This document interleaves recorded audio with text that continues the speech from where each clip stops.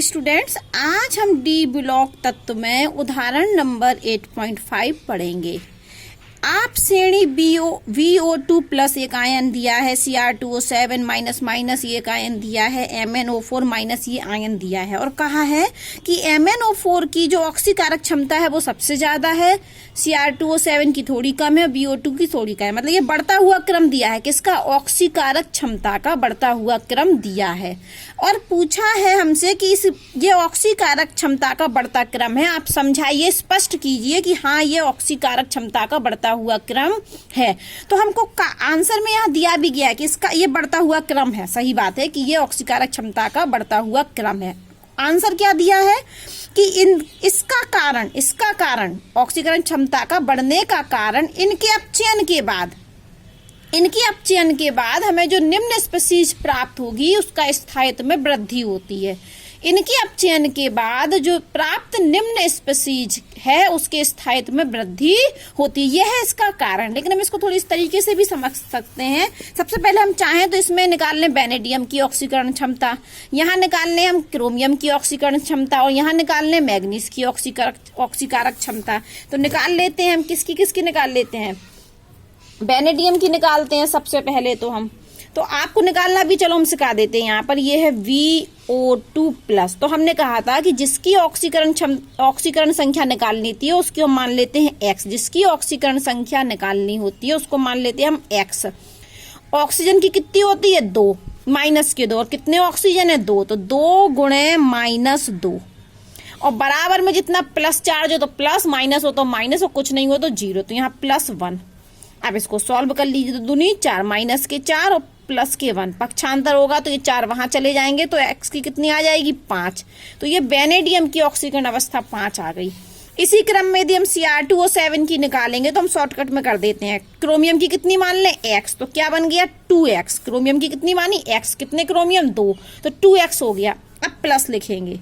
अब कितने ऑक्सीजन? 7। तो 7 गुणे -2, जैसे हमने यहाँ 2 गुणे 2 माइनस के 2 किया था कि 2 ऑक्सीजन थी, यहाँ कितनी ऑक्सीजन है? 7। तो 7 गुणे -2 बराबर में हम क्या लिखेंगे? कितने माइनस आयन है? 2। तो -2 सॉल्व कर लीजिए। 2X, ये 7 दूनी 14, वो भी किसके? माइनस के और -2। तो ये जो वहां जाएंगे 14 तो ये किसके बन जाएंगे? -2, ये 14 हो जाएंगे प्लस के। तो 2X में कितना आ गया? 12। तो X का मान कितना आ गया? 6। तो ये 6 क्या निकल आई? क्रोमियम की ऑक्सीकरण अवस्था। इसी तरीके से हम MnO4 की निकाल सकते हैं। कैसे? Mn की कितनी मान लें हम? X। Mn की कितनी मान लें? X और फिर कितने ऑक्सीजन? 4। तो प्लस में 4 और गुणे में कितने कर दें? -2 और बराबर में क्या लिखेंगे? +1। देखो यहाँ भी हमने बराबर में +1 लिखा, यहाँ कितना लिखा? बराबर में -2। यहाँ कितना लिखेंगे? +1। तो ये सॉल्व कर लीजिए। तो ये 4 दूनी 8 माइनस के 8 और प्लस के 1 थे। -8 को हम कहाँ ले गए? उस तरफ। तो ये क्या हो गए हमारे?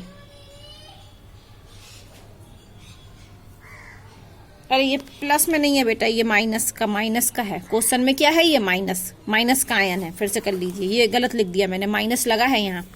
तो इसकी कितनी मान है? X। इसकी कितनी मान है? हम X। चलो यहीं कर देते हैं, ये देखिए यहाँ कर देते हैं। Mn की कितनी मान ली हमने? X। ऑक्सीजन कितने हैं? 4। तो प्लस में 4 और ऑक्सीजन की कितनी होती है ऑक्सीकरण संख्या? -2। तो -2 और बराबर में क्या लिखेंगे? +1 नहीं लिखेंगे, -1। कितना? -1। अब सॉल्व कर लीजिए X। 4 दूनी 8, तो ये किस क्या है? -8 और बराबर में क्या है? -1। तो जब हम 8 को वहां ले जाएंगे तो किसके पक्षांतर करेंगे तो 8 किस में हो जाएगा? प्लस में। तो -1 और प्लस का 8, तो X बराबर कितना आ गया? +7। तो यहाँ Mn की कितनी निकली ऑक्सीकरण अवस्था? +7। तो सबसे पहले तो हमने वेनेडियम की ऑक्सीकरण अवस्था निकाली जो 5 निकली, फिर हमने क्रोमियम की निकाली जो 6 निकली, जब हमने मैग्नीज की निकाली तो वो कितनी निकली? 7। और ये बातें आप कक्षा 11 में ऑक्सीकरण अपचयन वाले लेसन में सीख चुके हैं। तो यहाँ पर हमने लिखा कि VO2 प्लस जो आयन है उसमें वेनेडियम की ऑक्सीकरण अवस्था है +1। क्या है? +1। Cr2O7 माइनस में क्रोमियम की ऑक्सीकरण अवस्था है +6, ये निकाली है बेटा। MnO4 माइनस में मैग्नीज की ऑक्सीकरण अवस्था है +7, निकाल ली हमने। ठीक है, अब हम ये कह रहे हैं, एक नियम है कि ऑक्सीकरण अवस्था बढ़ने से ऑक्सीकारक क्षमता बढ़ती है। नियम है ये, ऑक्सीकरण अवस्था बढ़ने से क्या होती है, ऑक्सीकारक क्षमता बढ़ती है। तो हम यहाँ ये भी लिख सकते थे कि यहाँ वेनेडियम की ऑक्सीकरण अवस्था +5 है, यहाँ +6 है, यहाँ +7 है। जब ऑक्सीकरण अवस्था बढ़ती है तो ऑक्सीकारक क्षमता बढ़ती है। या हम ऐसे भी बोल सकते हैं कि इनका अपचयन के बाद जो स्पीसीज प्राप्त होगी वो स्थायित्व प्रदान कर रही है। तो आप ये बताइए, ऑक्सीकारक क्षमता बढ़ रही है, तो ऑक्सीकारक क्या होते हैं? ऑक्सीकारक वे पदार्थ होते हैं जो दूसरों का ऑक्सीकरण करें और अपना क्या करें, अपचयन। तो इनकी ऑक्सीकारक क्षमता बढ़ रही है। ऑक्सीकारक होते क्या है, जो दूसरों का ऑक्सीकरण करें, अपना अपचयन करें। तो जैसे जैसे इनकी ऑक्सीकरण संख्या बढ़ रही है, ऑक्सीकरण संख्या बढ़ने से ऑक्सीकारक क्षमता बढ़ रही है, और ऑक्सीकारक बनने की वजह से इनका क्या होगा, अपचयन। और अपचयन के बाद ये हमें जो स्पीसीज प्राप्त हो रही है, निम्न स्पीसीज। क्यों अपचयन का अर्थ क्या है? अगर हम क्रोमियम को ले लें तो क्रोमियम का अपचयन कर दें तो क्या होगा, क्रोमियम +2 बन जाएगा। तो निम्न स्पीसीज प्राप्त हो रही ना, तो यहाँ पर क्या होगा, इलेक्ट्रॉन ग्रहण होगा। ठीक है, तो यहाँ पर भी क्या होगा, Mn के पास 7 इलेक्ट्रॉन है, तो ये देगा नहीं, ये क्या करेगा, इलेक्ट्रॉन को लेगा और लेकर क्या कर लेगा, यहाँ तो क्या कर लेगा, इलेक्ट्रॉन को ग्रहण करेगा और क्या करेगा, अपना अपचयन। यहाँ भी क्रोमियम के पास 6 इलेक्ट्रॉन है, ये इलेक्ट्रॉनों को देगा नहीं, क्या करेगा, इलेक्ट्रॉन को ग्रहण करेगा, 2 इलेक्ट्रॉन लेगा। और इलेक्ट्रॉन ग्रहण करना क्या होता है, अपचयन। इलेक्ट्रॉन ग्रहण क्या होता है, अपचयन। तो सीधी सी बात है कि कोई पूछे कि इस स्पीसीज ये आयन दिए इनमें ऑक्सीकारक क्षमता क्यों बढ़ रही है, तो पहली बात तो इनकी ऑक्सीकरण संख्या बढ़ रही है, और दूसरी बात है कि इनका जो अपचयन हो रहा है, क्योंकि ये ऑक्सीकारक है। ऑक्सीकारक क्या करते हैं, अपना अपचयन करते हैं। अपचयन के बाद क्या प्राप्त करते हैं, निम्न स्पीसीज, इलेक्ट्रॉनों को ग्रहण करके। तो अपचयन के बाद निम्न स्पीसीज के स्थायित्व में वृद्धि इसका कारण है। अब हम पढ़ने वाले हैं दूसरा क्वेश्चन। ये उदाहरण नंबर 8.5 था। अब हम प्रश्न पढ़ रहे हैं, पाठ निहित प्रश्न 8.5।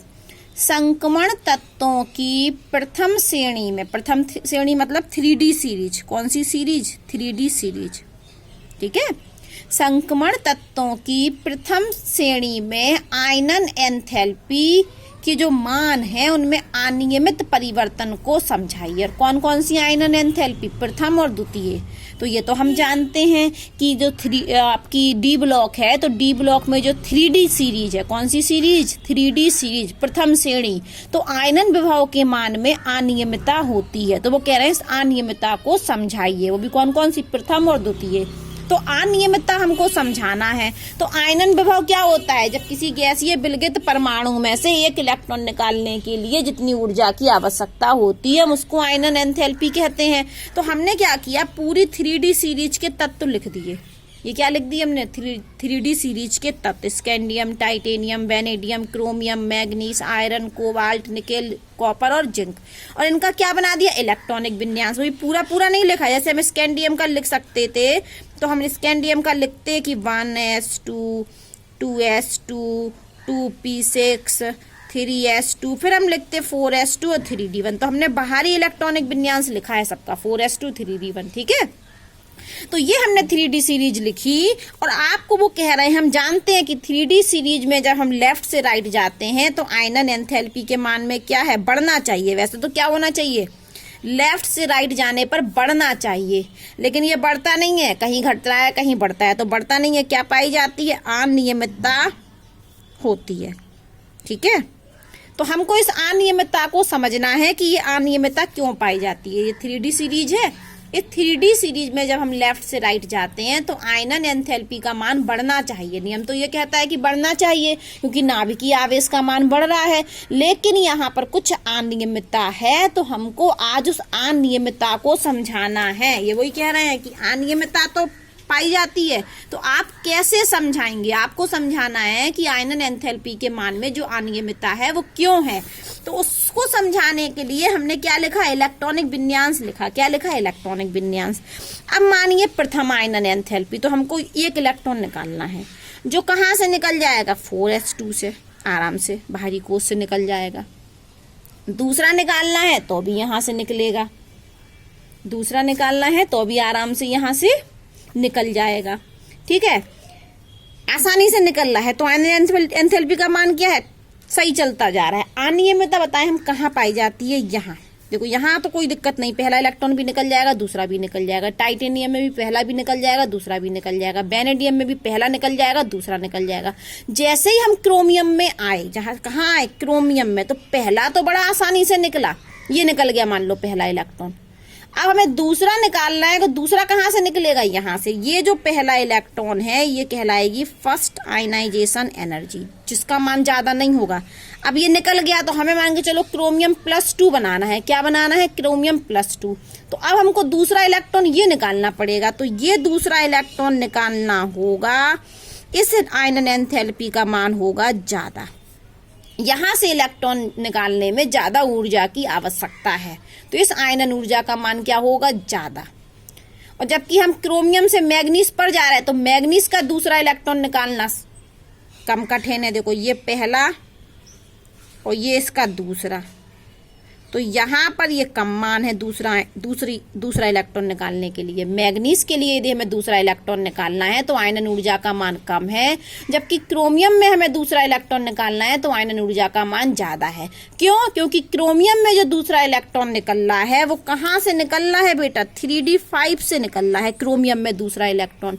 जबकि मैग्नीज में कहाँ से निकल रहा, 4s2 से, यहाँ से 4s से निकल रहा है, क्योंकि 4s1 बचेगा तो 4s1 से निकल रहा है दूसरा इलेक्ट्रॉन। तो जो 3d5 है वो कैसी होती है, हाफ फिल्ड होती है। कैसी होती है, हाफ फिल्ड, और वो क्या है, स्टेबल। तो क्रोमियम में जब यदि दूसरा इलेक्ट्रॉन, पहला तो आसानी से निकल जाएगा 4s1 से, ये इलेक्ट्रॉन हट जाएगा या 4s0 हो जाएगा। लेकिन जब हम दूसरा इलेक्ट्रॉन निकालेंगे तो हमको 3d5 से निकालना है, और 3d5 क्या होती है, हाफ फिल्ड, अर्धपूरित ऑर्बिटल, जो कैसी होती है, स्टेबल। जबकि मैग्नीज की बात करें तो मैग्नीज में पहला भी यहीं से निकल जाएगा, दूसरा भी यहीं से निकल जाएगा। अब हम बात करते हैं कॉपर की। तो कॉपर में भी देखिए पहला इलेक्ट्रॉन तो निकल जाएगा, लेकिन जैसे हमको ये पहला तो आराम से निकल गया, ये तो निकल गया। अब दूसरा यहां से निकलेगा तो ये मान क्या होगा, ज्यादा। क्यों ज्यादा होगा, क्योंकि दूसरा इलेक्ट्रॉन 3d10 से निकल रहा हो, जो कैसी होती है, स्टेबल। क्यों स्टेबल होती है, क्योंकि ये फुलफिल्ड होती है। क्या होती है, फुलफिल्ड। अब हम जिंक की बात करें तो ये यहां से पहला इलेक्ट्रॉन निकलेगा और यहीं से क्या निकलेगा, दूसरा इलेक्ट्रॉन। तो कॉपर का जो द्वितीय आयनन ऊर्जा का मान है वो ज्यादा होगा जिंक से। कॉपर की जो द्वितीय आयनन ऊर्जा का मान है वो क्या है, ज्यादा है, किससे, जिंक से। जबकि अगर इस क्रम में बढ़ रहा है, मान लो हमने कहा कि आयनन ऊर्जा का बढ़ता क्रम है, बढ़ता होना चाहिए था, तो जिंक की द्वितीय आयनन ऊर्जा का मान ज्यादा होना चाहिए था, ना कि कॉपर का। लेकिन पाया क्या जा रहा, कॉपर की द्वितीय आयनन ऊर्जा का मान ज्यादा है और जिंक की द्वितीय आयनन ऊर्जा का मान कम है। तो फिर तो यहाँ से ये बढ़ नहीं रहा, यहाँ क्या हो रहा है, घट रहा है। यहाँ क्या हो रहा है, घट रहा है। ऐसा ही आप इसमें देखो, क्रोमियम से जब हम मैग्नीज पर जा रहे हैं तो आयनन ऊर्जा का मान बढ़ना चाहिए, लेकिन वो क्या हो रहा है, घट रहा है। देखिए क्रोमियम का दूसरा इलेक्ट्रॉन निकालने के लिए आयनन एंथैल्पी का मान ज्यादा है, जबकि मैग्नीज का दूसरा इलेक्ट्रॉन निकालने के लिए आयनन एंथैल्पी का मान कम है। तो यहाँ भी बढ़ना चाहिए था, लेकिन यहाँ क्या हो रहा है, घट रहा है। तो यही तो अनियमितता है, यहाँ भी आयनन ऊर्जा का मान बढ़ना चाहिए था, लेकिन ये क्या हो रहा है, घट रहा है। दोनों जगह आंसर क्या है, यहाँ पर क्रोमियम का हाफ फिल्ड ऑर्बिटल है जो स्टेबल है, इसलिए क्रोमियम की आयनन ऊर्जा का मान ज्यादा होता है मैग्नीज से, द्वितीय आयनन ऊर्जा। इसी प्रकार से कॉपर का जो इलेक्ट्रॉनिक विन्यास है वो 3d10 है। 3d10 का मतलब है फुलफिल्ड है ऑर्बिटल, तो स्टेबल है, इसलिए कॉपर की आयनन ऊर्जा का मान जिंक से ज्यादा होता है। यही अनियमितता का कारण है। तो शॉर्टकट में लिखना होगा तो हम शॉर्टकट में लिख सकते हैं कि क्रोमियम और कॉपर का हाफ फिल्ड और फुलफिल्ड होना स्थायी विन्यास की वजह से, विन्यास कैसा है क्रोमियम और कॉपर का, स्थायी, इसलिए अनियमितता पाई जाती है। जबकि कैसा होना चाहिए था आयनन विभव का मान, स्कैंडियम से जिंक तक बढ़ना चाहिए था। किसी भी आवर्त में आयनन ऊर्जा का मान लेफ्ट से राइट जाने पर बढ़ता है, तो उस नियम से स्कैंडियम से जिंक तक बढ़ना चाहिए था। पूरा क्या होना चाहिए था, बढ़ना चाहिए था। लेकिन क्रोमियम से मैग्नीज पर द्वितीय आयनन ऊर्जा का मान बढ़ नहीं रहा, घट रहा। उसी प्रकार से कॉपर से जब हम जिंक पर जा रहे हैं तो द्वितीय आयनन ऊर्जा का मान बढ़ नहीं रहा, घट रहा। कारण क्या है, कॉपर का स्थायी विन्यास, इसलिए कॉपर का ज्यादा हो रहा, जिंक का कम हो रहा। इसी प्रकार से क्रोमियम का स्थायी विन्यास 3d5, तो क्रोमियम का आयनन विभव ज्यादा है, आयनन एंथैल्पी ज्यादा है, मैग्नीज की कम है। तो ये अनियमितता है दो जगह। डिटेल में भी समझा सकते हैं, शॉर्टकट में भी हम लिख सकते हैं। अब हमको क्वेश्चन नंबर पढ़ना है 8.6 पाठ निहित। कि कोई धातु अपनी उच्चतम ऑक्सीकरण अवस्था केवल ऑक्साइड और फ्लोराइड में ही क्यों प्रदर्शित करती है। हम आपको ये बात बता चुके हैं कि केवल ऑक्सीजन और फ्लोरीन ही उच्चतम ऑक्सीकरण अवस्था को स्थायित्व प्रदान करता है। क्या बोला कि केवल ऑक्सीजन और फ्लोरीन ही उच्चतम ऑक्सीकरण अवस्था को स्थायित्व प्रदान करता है। और जिसमें भी ऑक्सीजन और फ्लोरीन में कोई पूछे तो हमने कहा था कि ऑक्सीजन करता है। अब उनने यहाँ पर ऑक्सीजन फ्लोरीन करके नहीं पूछा, उन्होंने कहा कि कोई ऑक्सीजन के साथ क्या करेगा, ऑक्साइड बनाएगा, फ्लोरीन के साथ क्या बनाएगा, फ्लोराइड। तो अब वो कह रहे हैं कि कोई भी धातु है वो अपनी उच्चतम ऑक्सीकरण अवस्था केवल ऑक्साइड और फ्लोराइड में ही क्यों प्रदर्शित करती है। तो कारण वही है कि जो ऑक्सीजन और फ्लोरीन है उन दोनों की इलेक्ट्रोनेगेटिविटी का मान ज्यादा होता है। ऑक्सीजन और फ्लोरीन की इलेक्ट्रोनेगेटिविटी का मान ज्यादा होता है, इसीलिए धातु ऑक्साइड और फ्लोराइड में अपनी उच्चतम ऑक्सीकरण अवस्था प्रदर्शित करती है। दूसरा कारण, फ्लोरीन की जालक ऊर्जा और बंध एंथैल्पी ज्यादा होती है। ये बातें हम पीछे भी पढ़ा चुके हैं।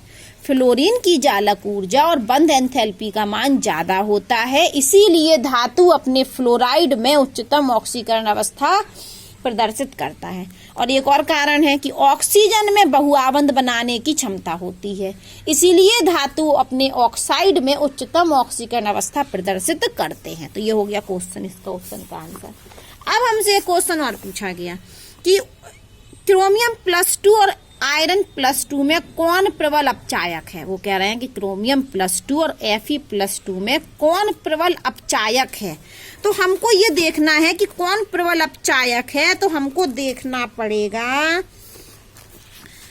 टेबल की E0 का मान देखना पड़ेगा, क्योंकि हम ये बात जानते हैं कि E0 का मान पॉजिटिव होगा तो अपचयन होगा और नेगेटिव होगा तो ऑक्सीकरण होगा। तो ये चीज हमें पता करने के लिए कि इन दोनों में कौन प्रबल अपचायक है, हमको E0 के मान देखने होंगे। तो हम आते हैं अपनी सारणी पर, ये वाली सारणी। इस सारणी में M+3 से M+2 बन रहा है ना, ये अपचयन हो रहा है। तो हम इसको जरा देखते हैं। यहाँ पर हम देखते हैं किसका मान, क्रोमियम का, जो कि कितना है -0.41, और किसका चाहिए हमें, आयरन का, तो कितना है +0.77। तो इस क्वेश्चन को सॉल्व करने के लिए हमें टेबल से हमने ये मान ले लिए, एक ये वाला मान और एक ये वाला मान। क्रोमियम का कितना, देखो क्रोमियम का E0 का मान -0.41, और आयरन की लाइन में आओ तो कितना है 0.77। ये सारणी है 8.2 बुक में है आपकी। तो वहां से हमने सबसे पहले मान लिखे टेबल 8.2 से क्रोमियम +3 से क्रोमियम +2 के लिए E0 का मान, जो कि कितना है -0.41। फिर उसी तरीके से हमने Fe+3 से Fe+2 के लिए लिखा E0 का मान जो है 0.77। तो आप एक नियम सुन लीजिए, हम पहले भी पढ़ा चुके इस नियम को कि जब E0 का मान ऋणात्मक हो, कैसा मान हो, ऋणात्मक, तो इसका अर्थ क्या है, ऑक्सीकरण होगा। और जब E0 का मान धनात्मक हो तो इसका अर्थ क्या है, अपचयन होगा। ठीक है, तो हम क्रोमियम +2 का, क्योंकि यहाँ पर मान कैसा मिला हमें, ऋणात्मक, तो हमने क्या कर दिया, ऑक्सीकरण। तो जब हमने, आप जानते होंगे कि ये ऑक्सीकरण हो रहा है इसका, तो अपचायक कौन होते हैं, अपचायक कौन होते हैं, याद कीजिए परिभाषा। अपचायक वे पदार्थ होते हैं जो दूसरों का अपचयन करे और अपना ऑक्सीकरण करे। तो यहाँ क्रोमियम का क्या हो रहा है, ऑक्सीकरण। यहाँ क्रोमियम का क्या हो रहा है, ऑक्सीकरण। इसलिए कॉपर +2 किसकी तरह व्यवहार करेगा, अपचायक की तरह व्यवहार करेगा। ठीक है, अब हम इसको देख लें जरा।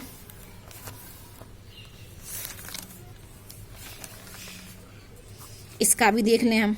तो ये Fe+2 से क्या बन रहा, Fe+3। अब यहाँ तो वो ये कह रहे हैं कि E0 का मान धनात्मक है, तो इसका क्या होगा, अपचयन। इसका क्या होगा, अपचयन होगा। वो ये कह रहे हैं इसका अपचयन होगा। अपचयन होगा तो अपचयन कौन, अपचयन किसका होता है, ऑक्सीकारक की परिभाषा पढ़िए कि ऑक्सीकारक वे पदार्थ होते हैं जो दूसरों को ऑक्सीकृत करें और अपना अपचयन करें। तो आयरन का क्या हो रहा, अपचयन। तो भैया ये ऑक्सीकारक की तरह व्यवहार करेगा, नहीं कर, ये ऑक्सीकारक की तरह व्यवहार करेगा। वापस सुनिए कि E0 का मान धनात्मक होने पर अपचयन होता है, ये बात ध्यान है। E0 का मान ऋणात्मक होने पर ऑक्सीकरण होता है। और ये मान हमने कहाँ से देखे, टेबल से। तो हमने सबसे पहले क्रोमियम के लिए E0 का मान देखा और आयरन के लिए E0 का मान देखा। तो हमने टेबल में पाया कि क्रोमियम के लिए मान ऋणात्मक है E0 का और आयरन के लिए E0 का मान धनात्मक है। तो हमने आपको कहा कि यदि E0 का मान ऋणात्मक होता है तो इसका अर्थ होता है ऑक्सीकरण, और यदि E0 का मान धनात्मक होता है तो इसका अर्थ होता है अपचयन। ठीक है। फिर हमने कहा कि ऑक्सीकरण, तो हमने कहा जरा ऑक्सीकरण कर देते, क्रोमियम +2 से क्रोमियम +3 बना देते हैं। तो हमने अपचायक की परिभाषा याद की। तो अपचायक वे पदार्थ होते हैं जो दूसरों का अपचयन करते और अपना ऑक्सीकरण करते। तो यहाँ तो क्रोमियम का ऑक्सीकरण हो रहा है, तो क्रोमियम काय की तरह व्यवहार कर रहा है, अपचायक की तरह व्यवहार कर रहा है। जबकि जब हम इधर आए तो इधर तो क्या मान है, धनात्मक, तो इसका क्या होगा, अपचयन होगा। और ऑक्सीकारक की परिभाषा होती है कि दूसरों को ऑक्सीकृत करे और अपना अपचयन करे। तो ये क्या कर रहा है, अपना अपचयन कर रहा है। तो ये किसकी तरह व्यवहार करेगा, ये तो ऑक्सीकारक की तरह व्यवहार करेगा। किसकी तरह व्यवहार करेगा, ऑक्सीकारक की तरह। तो उन्होंने पूछा कि क्रोमियम +2 और आयरन +2 में कौन प्रबल अपचायक है। तो कौन प्रबल अपचायक है, क्रोमियम +2 प्रबल अपचायक है। तो हम क्वेश्चन का आंसर लिख देंगे कि कॉपर +2 और आयरन +2 में कॉपर +2 प्रबल अपचायक है। कॉपर +2 क्या है, प्रबल अपचायक। ये क्वेश्चन पूछा गया था, कॉपर +2 और आयरन +2 में कौन प्रबल अपचायक है। तो हम लिखेंगे कॉपर +2। क्यों, क्योंकि कॉपर +2 के लिए जो E0 का मान है वो ऋणात्मक है, और ऋणात्मक का अर्थ है कि वहां पर क्या हो रहा है, ऑक्सीकरण। तो अपचायक वे होते हैं जो अपना अपचयन करें और दूसरों का क्या करें, अपचायक वे होते हैं जो दूसरों का अपचयन करें और अपना क्या करें, ऑक्सीकरण।